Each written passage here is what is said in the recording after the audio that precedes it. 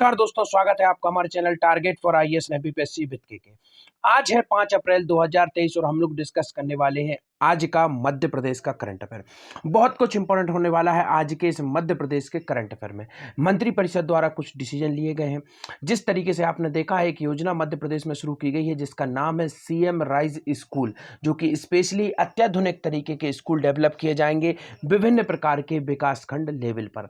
इसी तरीके से एक और योजना को मंत्रि परिषद ने अनुमति दे दी है और मध्य प्रदेश में एक और तरह के स्कूल बनाए जाएंगे जिनका नाम होगा पीएम श्री स्कूल्स। काफी अत्याधुनिक है, क्या इंपॉर्टेंट्स है, कितने स्कूलों को मंजूरी दे दी गई है उसको हम यहाँ पर देखेंगे। साथ ही साथ आप सभी को मालूम है लगातार मध्य प्रदेश में काफी सारे स्थान है जिनका नाम परिवर्तित किया गया है। जैसे कि पहले आप देखेंगे जो पातालकोट था, पाताल पानी था इंदौर के पास रेलवे स्टेशन, उसका नाम परिवर्तित कर दिया गया। तात्या मामा के नाम पर उसका नामकरण कर दिया गया। साथ ही साथ भंवर कुआं है जो इंदौर का, उसका नाम भी अभी हाल ही में तात्या मामा के ऊपर ही कर दिया गया था। इसके साथ ही साथ रानी कमलापति के नाम पर भोपाल का जो रेलवे स्टेशन है उसका नाम भी अभी हाल ही में परिवर्तित कर दिया गया था। और अब एक और शहर जो कि इसका नाम परिवर्तित कर दिया गया है। तो मध्य प्रदेश के किस शहर का नाम बदला गया है इसको भी हम आज के इस करंट अफेयर में देखेंगे। तो चलिए शुरू करते हैं। अभी तक अगर आपने टेलीग्राम चैनल को ज्वाइन नहीं किया है तो my humble request to you all, please join Telegram channel, link below description, you can easily join from this Telegram channel. देखते हैं मध्य प्रदेश के किस शहर का नाम बदला गया है। आपका ऑप्शन नंबर 1 है सागर, उज्जैन, भोपाल या फिर नसरुल्लागंज।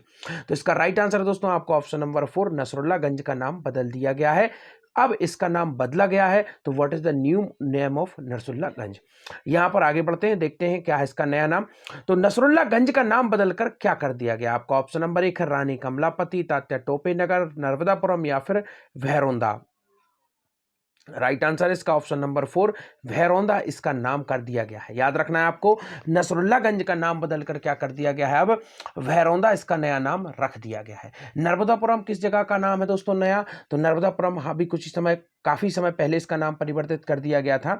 तो नर्मदापुरम नाम है दोस्तों आपका होशंगाबाद है जो उसका नाम नर्मदापुरम रख दिया गया है। तो इसको भी आपको याद रखना है जो कि काफी अधिक इंपॉर्टेंट हो जाता है। और रानी कमलापति हाल ही में जो हमारा रेलवे स्टेशन है भोपाल का, उसका नाम परिवर्तित करके क्या कर दिया गया है, रानी कमलापति के नाम पर उस रेलवे स्टेशन का नाम रख दिया गया है। तो इस फैक्ट को भी आपको याद रखना है, काफी अधिक इंपॉर्टेंट यह भी हो जाता है। आगे बढ़ते हैं, नसरुल्लागंज किस जिले से संबंधित है। तो हमने देखा कि नसरुल्लागंज का नाम बदल दिया गया है। अब देखते हैं यह किस जिले से संबंधित है। तो आपका ऑप्शन नंबर 1 है सागर से, उज्जैन से, भोपाल से या फिर सीहोर से। दोस्तों मुख्यमंत्री शिवराज सिंह चौहान जी का गृह जिला है जहां से यह चुनकर आते हैं।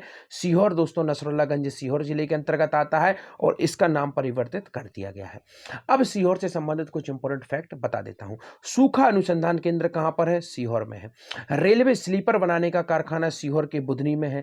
लकड़ी के खिलौने याद रखिए काफी अधिक इंपॉर्टेंट है, इसके लिए जीआई टैग की भी बात चल रही है, कहां पर है, सीहोर में है। हाल ही में मध्य प्रदेश में किसे जीआई टैग दिया गया है, रीवा के जो आम है उनको, और साथ ही साथ मुरैना की जो गजक है उसे जीआई टैग दिया गया है। तो इस फैक्ट को भी आपको याद रखना है। इसके पहले 2018 में दोस्तों जो कड़कनाथ मुर्गा है उसके लिए जीआई टैग दिया गया था झाबुआ को। तो इसको भी आपको याद रखना है जो कि काफी अधिक इंपॉर्टेंट फैक्ट है।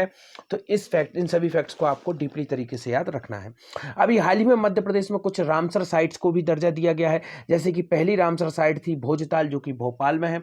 सेकंड रामसर साइट हमारी हुई थी शिवपुरी वाली, याद रखना है। शिवपुरी में सांख राजे जो झील है दोस्तों माधव राष्ट्रीय उद्यान में आती है, उसको सेकंड बनाया गया था। और 2 बनाई गई थी किस जिले में, इंदौर जिले में। लगातार 6 बार स्वच्छता सर्वेक्षण में टॉप पर रहा और मध्य प्रदेश का एकमात्र जिला जहां पर 2 रामसर साइट है। सिरपुर तालाब याद रखना है आपको।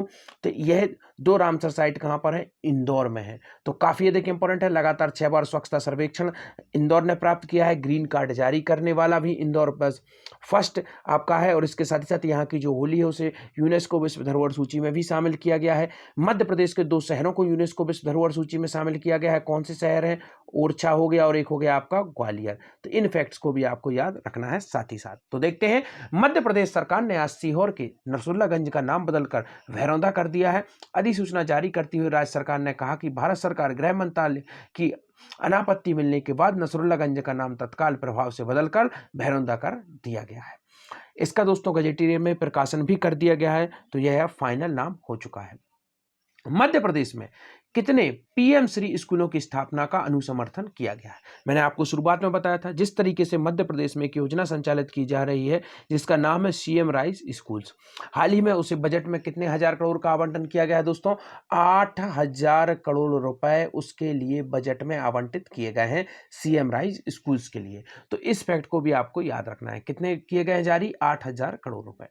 अब देखते हैं मध्य प्रदेश में कितने पीएम श्री स्कूलों की जो स्थापना है उसका अनुसमर्थन कर दिया है मंत्रिपरिषद ने। 730, 200, 300 या फिर 100। इसका राइट आंसर है आपका ऑप्शन नंबर 1, 730 दोस्तों स्कूल्स हैं जिनका अनुसमर्थन कर दिया गया है एमपी में। तो इस फैक्ट को याद रखना है। अब आगे बढ़ते हैं, देखते हैं पूरी न्यूज को। क्या है न्यूज?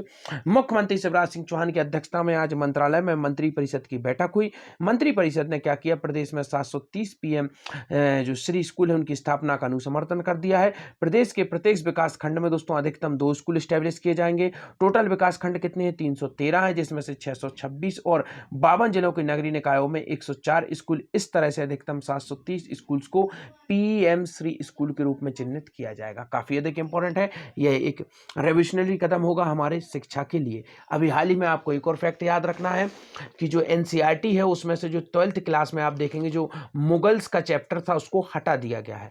अब इसी तरीके से आप देखेंगे यूपी ने भी उसका कॉपी किया और उन्होंने भी हटाने की बात की, और मध्य प्रदेश में भी इस तरीके की बात चल रही है। जैसे ही जानकारी नहीं आएगी उसके बारे में भी मैं आप लोगों को बता दूंगा। तो चलिए आगे बढ़ते हैं, देखते हैं हमारे नेक्स्ट फैक्ट को। वीरांगना झलकारी बाई का बलिदान दिवस कब मनाया जाता है? काफी अधिक इंपॉर्टेंट है दोस्तों। यह रानी लक्ष्मीबाई के साथ में थी और ग्वालियर में ही इनकी क्या है? समाधि है। तो इस फैक्ट को भी आपको याद रखना है। तो देखते हैं, आपका ऑप्शन नंबर 1 है 4 अप्रैल, 5 मई, 6 अगस्त या फिर 8 अगस्त।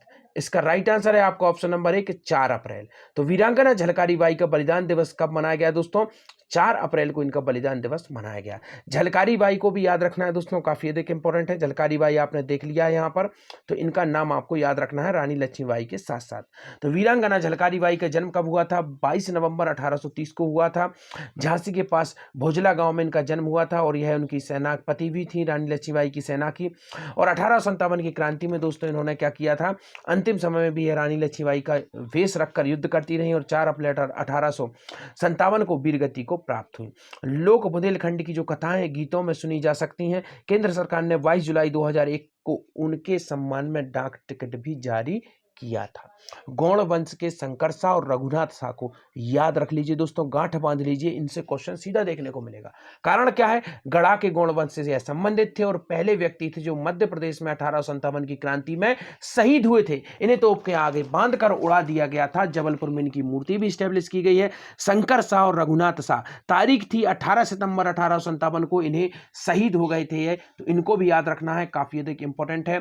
पूरी की पूरी वीडियो भी मैं पहले बना चुका हूं एमपीपीएससी के हिसाब से। आप चाहें तो जो मेरा चैनल है उस पर आप जाएंगे, प्ले लिस्ट में आप जैसे ही देखेंगे मध्य प्रदेश की हिस्ट्री करके आप देखेंगे, पूरी वीडियो मिल जाएगी। पूरी की पूरी मध्य प्रदेश की हिस्ट्री फ्री ऑफ कॉस्ट मैंने कवर की है।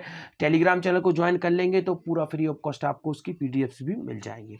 देखते हैं नवीनीकरणीय ऊर्जा में 13 सालों में कितने गुना की वृद्धि हुई है? 10 गुना, 34 गुना, 20 गुना या फिर 22 गुना। इसका राइट आंसर है 34 गुना। तो इस फैक्ट को याद रखना है। देखते हैं नवीन एवं नवीनकरणीय ऊर्जा मंत्री कौन है? हरदीप सिंह डंकर है। और इन्होंने कहा कि 2010 में 160 मेगावाट उत्पादित क्षमता से बढ़कर अब हम 5,462 मेगावाट हो गई है, जिसमें 2,770 मेगावाट पवन ऊर्जा, 2,473 सौर ऊर्जा, 95 मेगावाट बायोमास और 124 मेगावाट लघु जल विद्युत परियोजना शामिल है। आज के आपके क्वेश्चन है, पुस्तक जनजातीय योद्धा स्वाभिमान और स्वाधीनता का संघर्ष का विमोचन किसके द्वारा किया गया? और नेक्स्ट है ई गवर्नेंस अवार्ड 2022 किस राज्य को प्रदान किया गया है? Thank you so much for watching this video. If you not subscribe my channel, please subscribe my channel, hit bell icon, never miss out new update, and please join my telegram channel. Link below description. You can go join my telegram channel. There I will provide you free of cost all types of PDF which can very helpful for you any of upcoming exam which is conducted by Madhya Pradesh government. If we are talking about MPPSC, if you are talking about Vyapam, these all important fact is available on my Telegram channel पर आपको economic survey भी मिल जाएगा। साथ ही साथ उसके आपको दोस्तों मध्य प्रदेश का बजट जो कि हाल ही में आया है वह भी आपको टेलीग्राम चैनल पर मिल जाएगा। मध्य प्रदेश के पूरे अवार्ड भी मैंने कवर किए हैं। If we are talking about Padmashri award, if we are talking about specially sport award, these all types of award available on my Telegram channel. So again I told you, Telegram channel joining is must, free of cost all material. You don't need to pay any types of fees for these material. You can easily access these material. So please join my Telegram channel. Thank you so much watching this video. Once again, I would like to say thank for all my viewers who is daily basis watching my this video. Thank you so much.